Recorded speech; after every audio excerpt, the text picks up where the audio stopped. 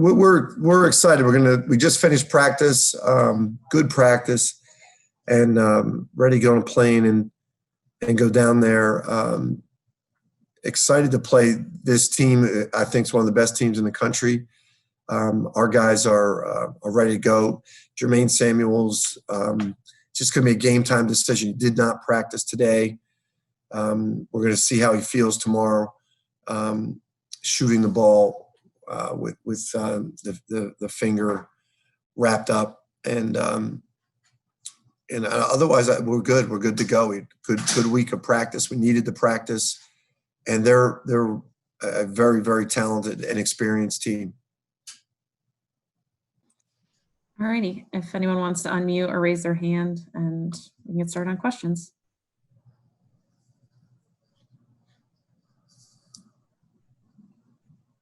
Hey, Jay. Hey, Terry. How you doing? Good, buddy.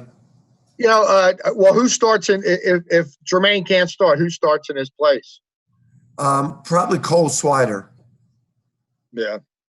Is that from an experience standpoint? Because he does have some starting experience. Yeah, definitely. And he's been playing well. He's been really playing well off the bench. He's somebody we want to get in the game.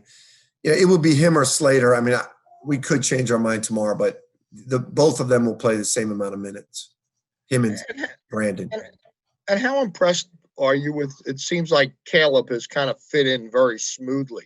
It almost looks like he's been there for more than, for several years. How impressed are you of him with his early play?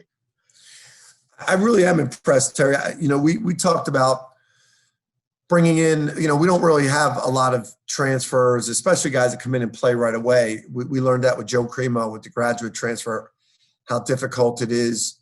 That's a shorter period of time to transition, obviously.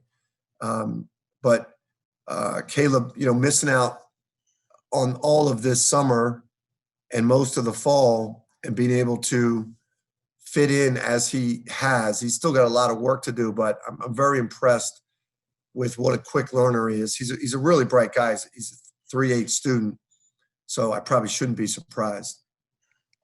And I guess your first flight, how concerned are you guys about that? I'm concerned about everything for these guys. We're going later than we normally would. We probably would have gone in last night. If we're playing a noon game, we're going to usually come in the night. We don't want to come in this close to the game in case there's delays. You don't want to get in, at 11 o'clock at night, 12 o'clock at night and have to play the next morning. But we're going to, because of COVID, we're going to spend as little amount of time in the hotel as possible.